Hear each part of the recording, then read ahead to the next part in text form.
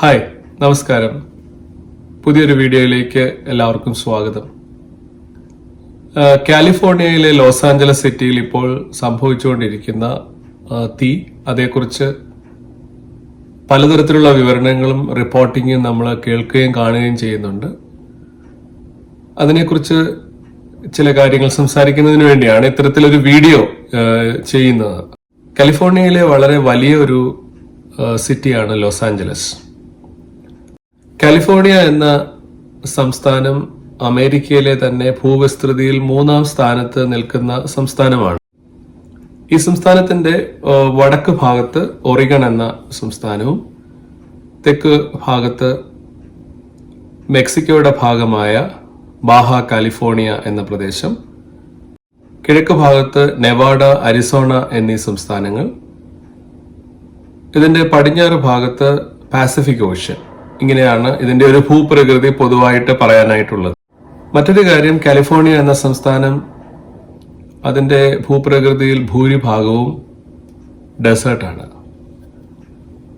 അതുകൊണ്ട് തന്നെ ഈ ഡെസേർട്ടിൽ നിലനിൽക്കുന്ന കാലാവസ്ഥ, ഡെസേർട്ടിൽ നിലനിൽക്കുന്ന സവിശേഷതകളൊക്കെ തന്നെ ഇവിടെയും ഉണ്ട് എന്നുള്ളതാണ് വാസ്തവം.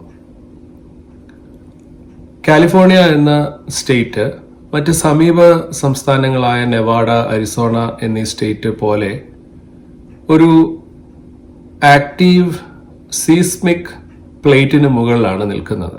അതുകൊണ്ട് തന്നെ കൂടെ കൂടെ വ്യത്യസ്ത അളവിൽ ഭൂകമ്പങ്ങൾ ഉണ്ടാകുന്നത് ഒരു നിത്യസംഭവമാണ്.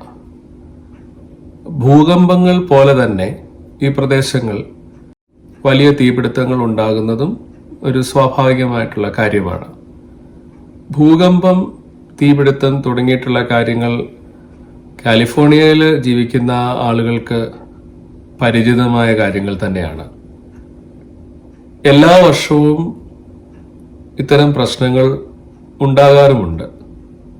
എന്നാൽ ഇതൊന്നും തന്നെ ഇവിടെയുള്ള ജനങ്ങളുടെ ജീവിതത്തെയോ ജോലിയെയോ താമസത്തെ ഒന്നും ബാധിക്കുന്നില്ല എന്നുള്ളതാണ് വാസ്തവം. ആളുകൾ അവരവരുടെ തിരക്കുകളിലും അവരവരുടെ ഓട്ടത്തിനുമൊക്കെ ഇടയിലാണ്. ആളുകളെല്ലാം തന്നെ വളരെ സന്തോഷമായി ജീവിക്കുന്നു എന്നുള്ളതും വാസ്തവമാണ്. കാലിഫോർണിയയുടെ ഭൂപ്രകൃതി, അതേക്കുറിച്ച് പറയുമ്പോൾ ഇവിടെയുള്ള മലനിരകളെ കുറിച്ചും പറയണം. ഈ മലനിരകളിലാണ് പല സിറ്റീസും ഡെവലപ്പ് ചെയ്തിട്ടുള്ളത്. ലോസ് ആഞ്ചലസ് എന്ന സിറ്റി പോലും അതിന്റെ പല പ്രദേശങ്ങളും മലകളിലാണ്. വാലി, മൗണ്ടെയിൻ തുടങ്ങിയവയൊക്കെ സമ്മിശ്രമായിട്ടാണ് ഇവിടെ കാണുന്നത്. കുറച്ച് നിരപ്പായ ഭൂമി, പിന്നെ മല, പിന്നെ കുറച്ച് നിരപ്പായ ഭൂമി, മല, താഴ്വര, വാലീസ്. ഇതൊക്കെയാണ് ഇവിടുത്തെ ഒരു ഭൂപ്രകൃതിയുടെ പ്രത്യേകത എന്ന് പറയുന്നത്. മലനിരകളിലൊക്കെ തന്നെ കാണാൻ കഴിയുന്നത് ഇടതൂർന്ന കാടുകളല്ല, മൊട്ടക്കുന്നുകളാണ് അവയിൽ അധികവും. അധികം ഉയരത്തിൽ വളരാത്ത പുൽമേടുകളാണ് ഇവിടെ ഉള്ളത് മുഴുവനും. അതുകൊണ്ട് തന്നെ കാടുകളിൽ തീപിടിച്ചാൽ, ഈ പുൽമേടുകളിൽ തീപിടിച്ചാൽ അത് വ്യാപകമായി കത്താനാണ് സാധ്യത. പ്രധാനമായും 4 തീയാണ് ഈ വർഷം ലോസ് ആഞ്ചലസ് സിറ്റിയെ ബാധിച്ചത്. പാസിഫിക് പാലിസൈഡ് എന്ന സ്ഥലത്ത് വ്യാപിച്ചതായ ഫയറാണ് പാലിസൈഡ്സ് ഫയർ. ഏകദേശം 24,000-ഓളം ഏക്കർ ഭൂമി കത്തി. നിലവിൽ 14% മാത്രമേ നിയന്ത്രിക്കാനായിട്ട് സാധിച്ചിട്ടുള്ളൂ. മറ്റൊരു ഫയറാണ് ഈറ്റൺ ഫയർ. അത് ഈറ്റൺ മൗണ്ടെയിൻസിൽ ഉണ്ടായ ഫയറാണ്. ഏതാണ്ട് 30% അടുത്ത് അത് നിയന്ത്രിക്കാൻ സാധിച്ചു. 15,000 ഏക്കറിലോളം അത് വ്യാപിച്ചു. മറ്റൊന്ന് കെന്നത്ത് ഫയറാണ്. അത് 100% കണ്ടെയ്ൻമെന്റ് ആയി അത് മുഴുവനായിട്ടും കെടുത്തി കഴിഞ്ഞിരിക്കുന്നു. ഏകദേശം 1,100 ഏക്കറിലേക്ക് അത് വ്യാപിച്ചു. മറ്റൊന്ന് ഹേഴ്സ്റ്റ് ഫയറാണ്. ഏകദേശം 1,000-ഓളം ഏക്കറിനടുത്ത് തീ വ്യാപിച്ചു. ഒരു 100% കണ്ടെയ്ൻമെന്റ് ഇപ്പോൾ ആയിട്ടുമുണ്ട്. ഇനി ചില ഫാക്ട് ചെക്കിംഗ് നമുക്ക് നോക്കാം. ആദ്യമായിട്ടാണോ ഇങ്ങനെ തീ കാലിഫോർണിയയിലും അതുപോലെ ലോസ് ആഞ്ചലസ് സിറ്റിയിലും ഒക്കെ ഉണ്ടാകുന്നത്? അല്ല എന്നുള്ളതാണ് അതിനുത്തരം.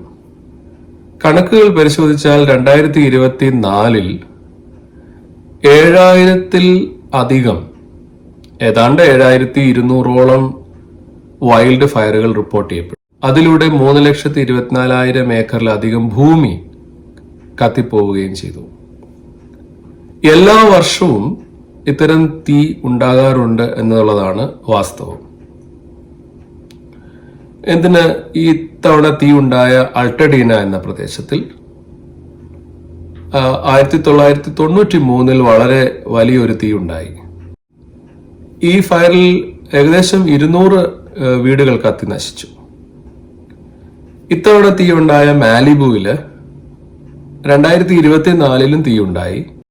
ഫ്രാങ്ക്ലിൻ ഫയർ എന്നായിരുന്നു അന്ന് ആ ഫയറിന്റെ പേര്. എന്താണ് ഇങ്ങനെ തീ കൂടെ ഉണ്ടാകുന്നത്? ഞാൻ മുമ്പ് സൂചിപ്പിച്ചതുപോലെ കാലിഫോർണിയ എന്ന സ്റ്റേറ്റിൽ കൂടുതലും മലനിരകളാണുള്ളത്. ഈ മലനിരകളിലെല്ലാം തന്നെ മൊട്ടക്കുന്നുകൾ, അധികം ഉയരത്തിൽ വളരാത്ത കാടുകളാണുള്ളത്.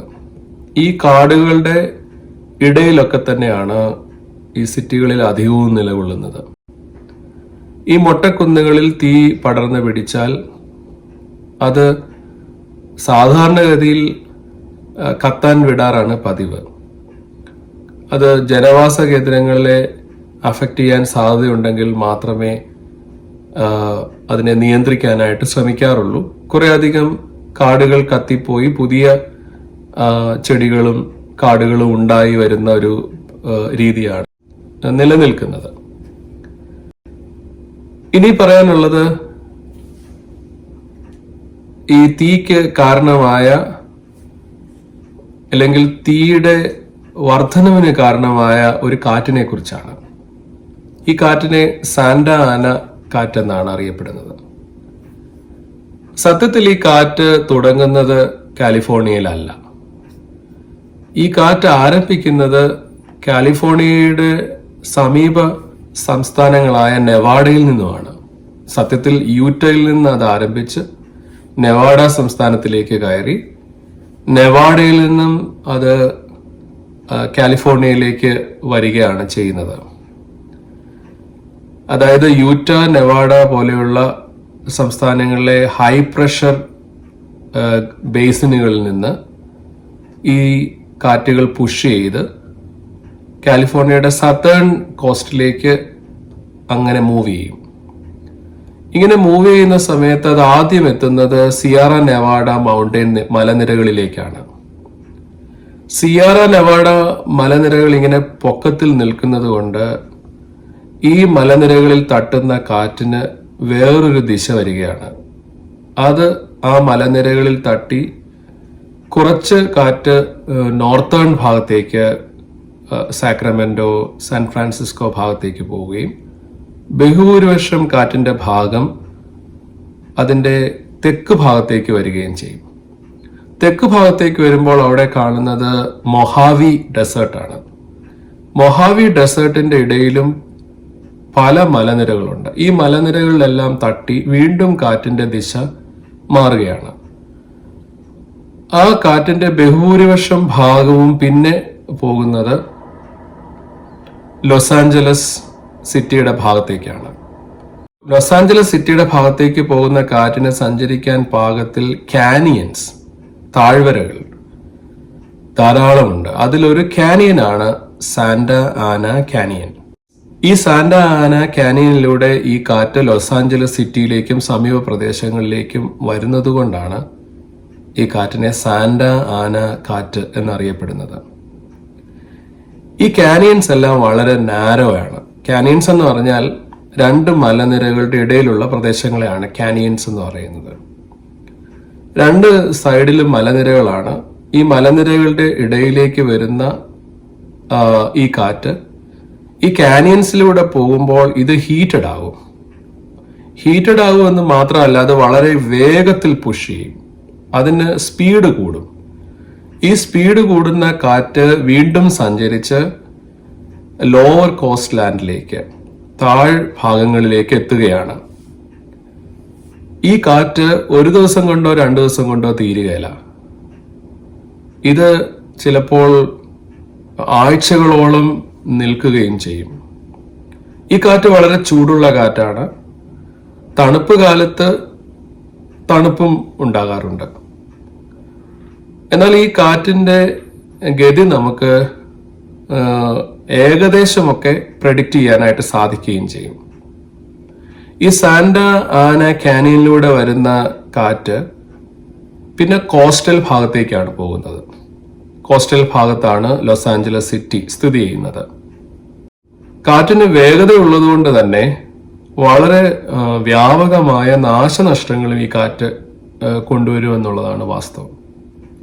പ്രത്യേകിച്ച് ഹൈടെൻഷൻ കേബിൾസ്, ഇലക്ട്രിക് കേബിൾസ് ഒക്കെ പൊട്ടി വീഴുകയും സ്പാർക്ക് ഉണ്ടാവുകയും ആ സ്പാർക്കിലൂടെ തീ പടരുകയും ചെയ്യുന്നത് ഇവിടെ ഒരു പതിവ് സംഭവമാണ്. എല്ലാ വർഷവും അങ്ങനത്തെ തീ റിപ്പോർട്ട് ചെയ്യുന്നു എന്നുള്ളതാണ് വാസ്തവം. വളരെ അപൂർവമായി മാത്രമേ ഒക്ടോബർ, നവംബർ, ഡിസംബർ മാസങ്ങളിൽ ഈ കാറ്റ് വരാറുള്ളൂ. ജാനുവരിയിൽ സാധാരണ വരാറേ ഇല്ല. എന്നാൽ ഈ പ്രഷർ വേരിയേഷൻസ്, ഹൈ മൗണ്ടെയ്ൻസിൽ അതുപോലെ ലോവർ പോർഷൻസിലുള്ള പ്രഷർ വേരിയേഷൻസ് ഉണ്ടായാൽ നിശ്ചയമായിട്ടും ഈ കാറ്റ് എപ്പോൾ വേണമെങ്കിലും വരാമെന്നുള്ളതാണ് വാസ്തവം. ചില സന്ദർഭങ്ങളിൽ ഇത് കടുത്ത ചൂട് കാറ്റാണ്, ചില സന്ദർഭങ്ങളിൽ തണുത്ത കാറ്റുമാണ്. അത് കാലാവസ്ഥയുടെ വ്യത്യാസം അനുസരിച്ചിരിക്കും. അപ്രതീക്ഷിതമായി സാന്റ ആന കാറ്റ് വന്നത് ഇത്തവണ വൈൽഡ് ഫയർ കൂടുതൽ വർദ്ധിക്കുന്നതിന് ഇടയായി എന്നുള്ളതാണ് വാസ്തവം. ഫാക്ട് ചെക്കിങ്ങിൽ ഇനി നമ്മൾ നോക്കുന്നത് ഈ കാറ്റ് ലോസ് ആഞ്ചലസിനെ മുഴുവൻ വിഴുങ്ങിയോ? അതിന്റെ ഉത്തരം ഇല്ല എന്നാണ്. ലോസ് ആഞ്ചലസ് എന്ന നഗരം അതൊരു വലിയ നഗരമാണ്. ഒരു കടല് പോലെ വിസ്തൃതമായി കിടക്കുന്ന ഒരു നഗരം. അതിന്റെ വളരെ ചെറിയൊരു ഭാഗത്ത് മാത്രമാണ് ഇപ്പോൾ നാശനഷ്ടം ഉണ്ടായിരിക്കുന്നത്. ചില വീഡിയോസിൽ കാണുന്നത് കാലിഫോർണിയയെ തീ വിഴുങ്ങി. അങ്ങനെ ഒരു സംഭവമേ ഇല്ല. ചിലർ പറയുന്നു US-നെ തീ വിഴുങ്ങിയിരിക്കുന്നു. ഇങ്ങനെയൊക്കെയുള്ള സംസാരങ്ങൾ സാധാരണഗതിയിൽ വരുന്നത് നമ്മുടെ ഉള്ളിലുള്ള ചില വിരോധങ്ങൾ മൂലമാണ് എന്നുള്ളതാണ് വാസ്തവം. അതൊന്നും യാഥാർത്ഥ്യവുമായി യാതൊരു ബന്ധവുമില്ല എന്ന് പറയാനായിട്ടാണ് ആഗ്രഹിക്കുന്നത്. തീക്ക് പ്രത്യേക മതമൊന്നുമില്ല. ഈ തീയിൽ ഒട്ടനവധിയായിട്ടുള്ള പള്ളികൾ കത്തി നശിച്ചു. അൾട്ടഡീനയിൽ തന്നെ 1 ഡസനിലധികം പള്ളികൾ കത്തി നശിച്ചു. പ്രസിദ്ധമായൊരു ജൂയിഷ് ടെമ്പിൾ കത്തി നശിച്ചു. അതുപോലെ തന്നെ അൾട്ടഡീന എന്ന പ്രദേശത്ത് ഒരു മസ്ജിദ് കത്തി നശിച്ചു. അൾട്ടഡീന എന്ന പ്രദേശം പോലും അറിയപ്പെടുന്നത് ലിറ്റിൽ പെർഷ്യ എന്നാണ്. അടുത്തുള്ള സിറ്റിയായ അനഹായിം ലിറ്റിൽ അറേബ്യ എന്നാണ് അറിയപ്പെടുന്നത്. ധാരാളം മുസ്ലിങ്ങൾ വസിക്കുന്ന സ്ഥലങ്ങളാണ്. കണ്ട വീഡിയോയിൽ അധികവും മതവ്യാഖ്യാനങ്ങൾ നൽകുന്ന വീഡിയോകളാണ് കണ്ടത്. അത്തരത്തിൽ ചിന്തിക്കാൻ കേരളീയരായ മനുഷ്യർക്ക് എങ്ങനെ സാധിക്കുന്നു എന്നുള്ളത് വളരെ സങ്കടകരമായ ഒരു ചോദ്യവും ഒരു ചിന്തയുമാണ്. തീക്ക് പ്രത്യേക മതമൊന്നുമില്ല. അത് അങ്ങനെ പോകുന്ന വഴിക്ക് കാണുന്നതെല്ലാം വിഴുങ്ങി പോകുന്നു. ഒട്ടനവധിയായിട്ടുള്ള സ്കൂളുകൾ, വ്യാപാര സ്ഥാപനങ്ങൾ, ബാങ്കുകൾ, ഹോട്ടലുകൾ, അതുപോലെ തന്നെ ഓൾഡ് ഏജ് ഹോമുകൾ, നഴ്സിംഗ് ഹോമുകൾ, അതുപോലെ തന്നെ പെട്രോൾ പമ്പുകൾ, തീയുടെ വഴിക്ക് വന്നതെല്ലാം തീ എടുത്തിരിക്കുന്നു, തീ വിഴുങ്ങിയിരിക്കുന്നു. ഇനി പറയാൻ പോകുന്ന ചില എൻവയോൺമെന്റൽ ഇഷ്യൂസ് കൊണ്ടാണോ ഈ തീ ഉണ്ടായത് എന്നതാണ്. കാടുകൾ സംരക്ഷിക്കാതെ നമുക്ക് നിലനിൽക്കാനായിട്ട് സാധിക്കുകയുമില്ല. കാടുകളും പുൽമേടുകളും അവിടെയുള്ള എല്ലാത്തരം ജീവികളെയും ഫ്ലോറ ആൻഡ് ഫോണ അതിനെയൊക്കെ സംരക്ഷിക്കേണ്ടുന്നത് വളരെയേറെ ആവശ്യമാണ്. എന്നാൽ കാടുകൾക്ക് സമീപം റെസിഡൻഷ്യൽ പ്രോപ്പർട്ടീസ് ഉണ്ടെങ്കിൽ ആ റെസിഡൻഷ്യൽ പ്രോപ്പർട്ടീസിലേക്ക് തീ വരാത്ത രീതിയിൽ കാടുകൾ വെട്ടിത്തെളിച്ച് നിർത്തിയില്ലെങ്കിൽ റെസിഡൻഷ്യൽ കോംപ്ലക്സുകളിലേക്ക് തീ നിശ്ചയമായിട്ടും വരും എന്നുള്ളത് വാസ്തവമാണ്. മറ്റൊന്ന്, ആളുകൾ പറയുന്നത് ഇവിടെ വാട്ടർ ഷോർട്ടേജ് ഉണ്ട്, വെള്ളമില്ലായിരുന്നു തീ കെടുത്താൻ എന്നാണ്. അതിൽ യാതൊരു വാസ്തവമില്ല. ഇവിടെ വെള്ളത്തിന് യാതൊരു ക്ഷാമവും ഇല്ല. ലോസ് ആഞ്ചലസ് എന്ന സിറ്റിക്ക് വെള്ളം എത്തിക്കുന്നത് ഈ കാലിഫോർണിയയുടെ വടക്ക് ഭാഗത്തു നിന്നാണ്, നോർത്തേൺ കാലിഫോർണിയ. അവിടെ നിന്നും കനാലുകൾ വഴിയാണ് നമുക്ക് ആവശ്യമായ വെള്ളം ഇവിടെ എത്തിക്കുന്നത്. വെള്ളം ഇവിടെ കൊണ്ടുവന്ന് സ്റ്റോറേജ് ചെയ്ത് പിന്നീട് പല സിറ്റികളിലേക്ക് അക്വഡക്റ്റ് വഴി ഡൈവേർട്ട് ചെയ്താണ് എല്ലാ സിറ്റികളെയും എല്ലാ കൗണ്ടികളിലേക്കും ഈ വെള്ളം എത്തുന്നത്. ഈ വെള്ളം എത്തിക്കുന്നതുമായി ബന്ധപ്പെട്ട് ചില കാര്യങ്ങളിലൂടെ നമ്മൾ അറിഞ്ഞിരിക്കണം. കാലിഫോർണിയയുടെ വടക്ക് പ്രദേശമായ കോൺട്രാ കോസ്റ്റ കൗണ്ടി, ആ കൗണ്ടിയിൽ നിന്നാണ് ഈ അക്വഡക്റ്റ് ആരംഭിക്കുന്നത്. അതിന് പ്രധാനമായും 3 ബ്രാഞ്ചുകളുണ്ട്. വെസ്റ്റ് ബ്രാഞ്ച് അത് കാലിഫോർണിയയുടെ ലോസ് ആഞ്ചലസ് സിറ്റിയിലേക്ക് വരുന്നു. ഈസ്റ്റ് ബ്രാഞ്ച് കാലിഫോർണിയയുടെ ബെർണാർഡിനോ കൗണ്ടി എന്ന ഈസ്റ്റ് ഭാഗത്തേക്ക് പോകുന്നു. കോസ്റ്റൽ ബ്രാഞ്ച് കാലിഫോർണിയയുടെ സാന്റ ബാർബറ കൗണ്ടി എന്ന് പറയുന്ന കോസ്റ്റൽ ഭാഗത്തേക്ക് പോകുന്നു. അവിടെ നിന്നും പിന്നീട് അക്വഡക്ട്സ് വഴി പല ചെറിയ ചെറിയ സിറ്റികളിലേക്ക് ഇത് പോകുന്നു. കാറ്റ് വന്നതുകൊണ്ട് കാറ്റ് വളരെ വേഗത്തിൽ തീയിനെ വ്യാപകമാക്കി. അതുകൊണ്ട് തന്നെ നമുക്കത് കൺട്രോൾ ചെയ്യാനായിട്ട് സാധിച്ചില്ല. വെള്ളത്തിന്റെ ഫോഴ്സ് കുറഞ്ഞുകൊണ്ട് തന്നെ ഹൈഡ്രന്റുകളിൽ വെള്ളം എത്തിയില്ല എന്നും ഹൈഡ്രന്റുകളിൽ വേണ്ടത്ര വെള്ളം ഇല്ലാഞ്ഞതുകൊണ്ട് തീ കെടുത്താൻ സാധിച്ചില്ല എന്നും ഒക്കെയുള്ള സംസാരങ്ങൾ ഇവിടെ ഉണ്ട്. അതേക്കുറിച്ച് ഗവൺമെന്റ് അന്വേഷണം പ്രഖ്യാപിച്ചിരിക്കുന്നത് വാസ്തവമാണോ അല്ലയോ എന്നുള്ളത്, പ്രത്യേകിച്ച് ഫയർ ചീഫ് തന്നെ അതേക്കുറിച്ച് വിമർശനം ഉന്നയിച്ചു കഴിഞ്ഞിട്ടുണ്ട്. അതേക്കുറിച്ച് അന്വേഷണങ്ങൾ നടക്കുന്നു. സാന്റ ആന വിൻഡ് സംഭവിക്കുന്നത് 40 മുതൽ 140 മൈൽസ് പെർ അവർ ആണ് ഈ കാറ്റ് വീശുന്നത്. അതുകൊണ്ട് തന്നെ ഈ കാറ്റിന്റെ ദിശ എങ്ങനെയാണ്, ഈ കാറ്റിന്റെ വേഗത എന്താണ് എന്നൊന്നും നമുക്ക് പറയാനായിട്ടാവില്ല. ചിലപ്പോൾ അത് കൂടി വരും, ചിലപ്പോൾ അത് കുറഞ്ഞു വരും. ഞാൻ ഈ വീഡിയോ ചെയ്യുമ്പോൾ പോലും നല്ല കാറ്റാണ് പുറത്ത്. ഈ തേഴ്സ്ഡേ വരെ ഈ കാറ്റുണ്ടാകും. ട്യൂസ്ഡേ ആൻഡ് വെനസ്ഡേ ഈ കാറ്റിന്റെ ശക്തി കൂടുമെന്ന് പറയുന്നു. അപ്പോൾ കാറ്റ് വളരെയധികം വരികയും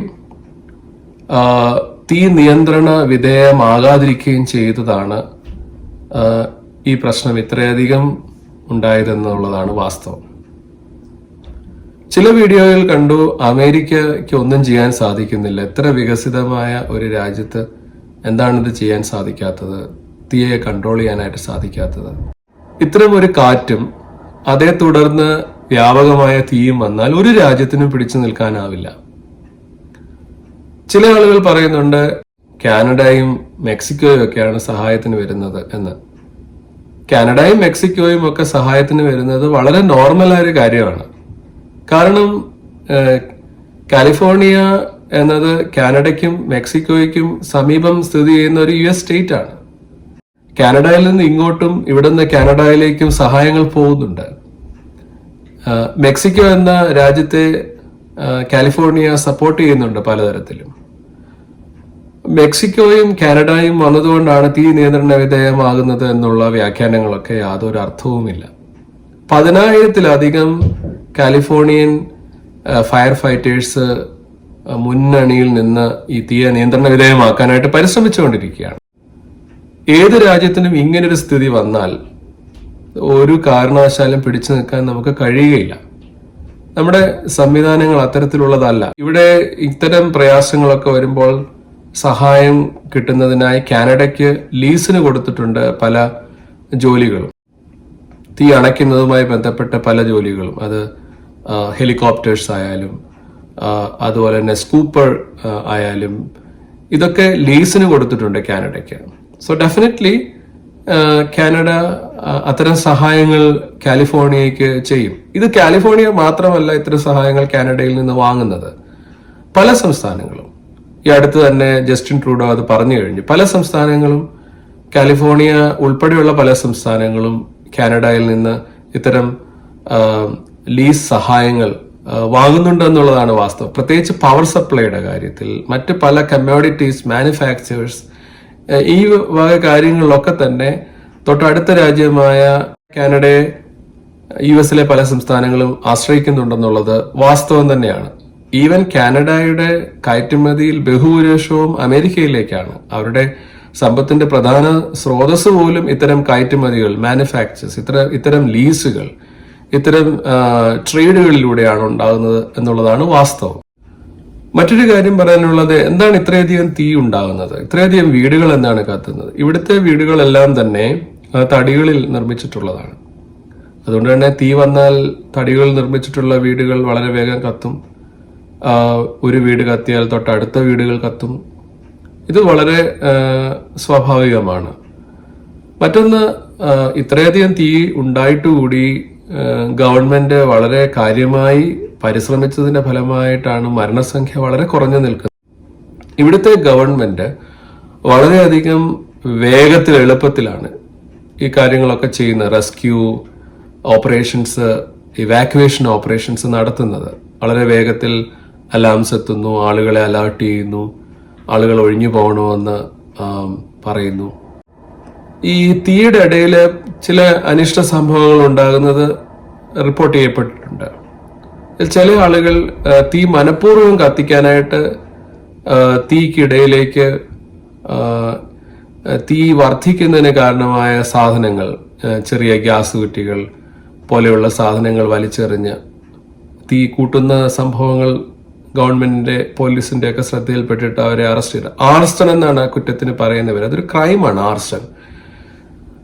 ചില ആളുകൾ ഈ തീ ഇത്ര വ്യാപകമായിട്ട് നിൽക്കുമ്പോൾ പോലും ലൂട്ട് ചെയ്യുന്ന വീടുകൾ, കത്തി അമർന്ന് കിടക്കുന്ന വീടുകളുടെ ഇടയിൽ, അല്ലെങ്കിൽ ഇവാക്യുവേറ്റ് ചെയ്യപ്പെട്ടു പോയിരിക്കുന്ന വീടുകളിൽ ലൂട്ട് ചെയ്യാനായിട്ട് ആളുകൾ കയറുന്നു എന്നുള്ള വാർത്തകൾ വരുന്നുണ്ട്. അതിനെയൊക്കെ ഗവൺമെന്റ് വളരെ ശക്തമായ നിലയിലാണ് നേരിട്ടുകൊണ്ടിരിക്കുന്നത്. മനുഷ്യരുടെ ചില പൊതു പ്രവണതകളാണിത്. ഒരു ദുരന്തം ഉണ്ടാകുമ്പോൾ ആ ദുരന്തത്തിനെ മുതലെടുക്കുക എന്ന രീതി എല്ലാ നാട്ടിലുമുണ്ട്.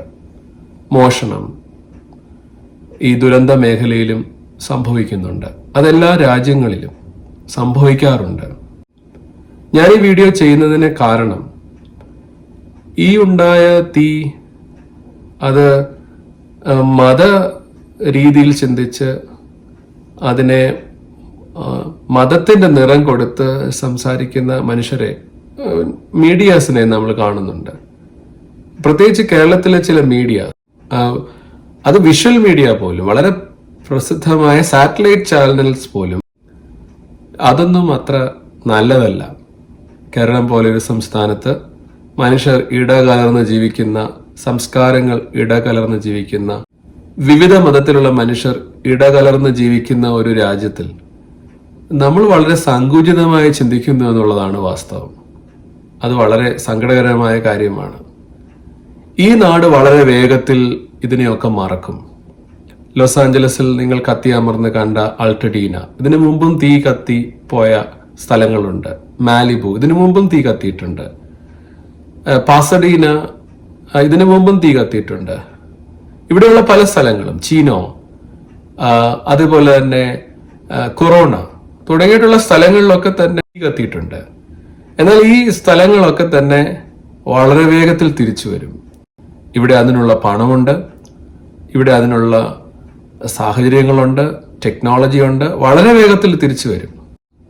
ദയവ് ചെയ്ത് ഇത്തരം വിപത്തുകൾ ഉണ്ടാകുന്ന സന്ദർഭത്തിൽ മതത്തിന്റെ നിറം കലർത്തി അതിനെ വ്യാഖ്യാനിക്കാതിരിക്കാൻ അഭ്യർത്ഥിക്കുന്നു. ഈ വീഡിയോ നിങ്ങൾക്ക് പ്രയോജനപ്രദമായി എന്ന് വിശ്വസിക്കുന്നു. എല്ലാവർക്കും നല്ല നമസ്കാരം. വീണ്ടും കാണുന്നത് വരെ ബൈ.